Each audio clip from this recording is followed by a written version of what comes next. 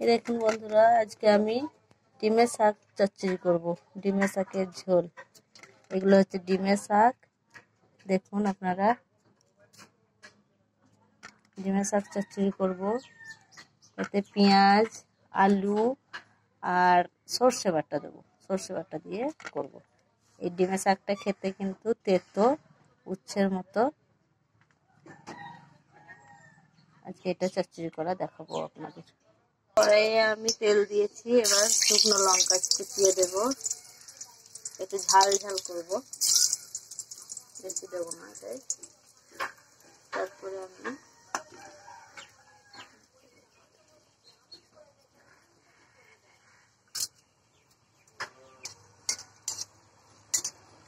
এটা লাল হয়ে গেছে শুকনো লঙ্কা, এবার আমি এতে পেঁয়াজগুলো দিয়ে দেবো।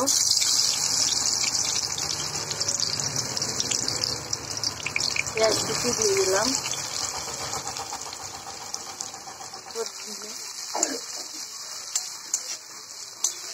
হালকা ভেজে নিলাম। ভাজার পরে এতে সব মশলা দিয়ে দেবো। নুন দিলাম, পরিমাণ মতো নুন দিতে হবে। হলুদ দিলাম, পরিমাণ মতো হলুদ।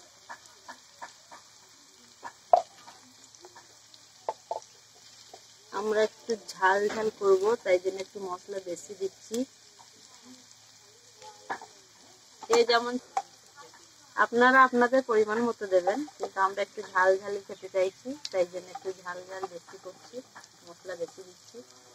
এটা হচ্ছে সর্ষে আর রসুন বাটা, এটা দিয়ে দিলাম পুরো, একটু বেশি করেই দিলাম।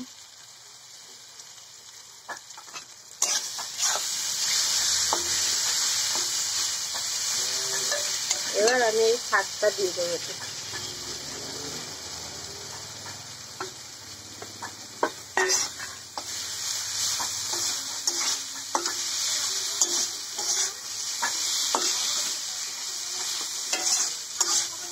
আমি আলু দিয়ে দিলাম, আলুটা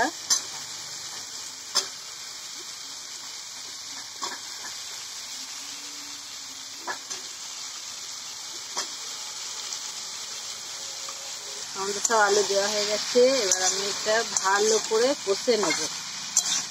ভালো করে কষতে হবে অল্প অল্প পানি দিয়ে।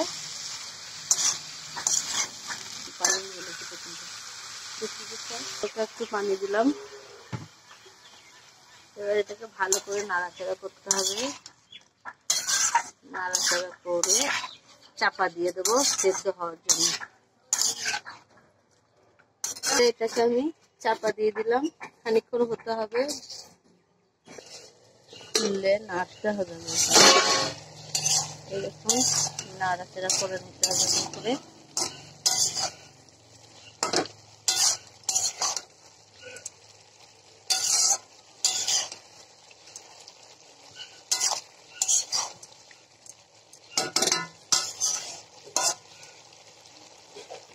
এটা আমি পানি দিয়ে দিলাম বেশি করে একটু।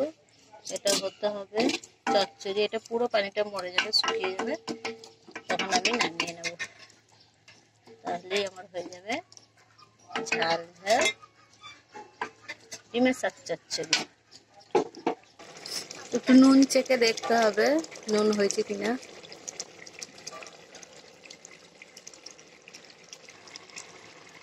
সেদ্ধ হয়েছে কিনা দেখতে হবে একবার করে। আমার সেদ্ধ হয়েই এসেছে, তার মানে এই পানিতেই হয়ে যাবে, অসুবিধা নেই। এটা মরে গেলেই আমি নামিয়ে নেব।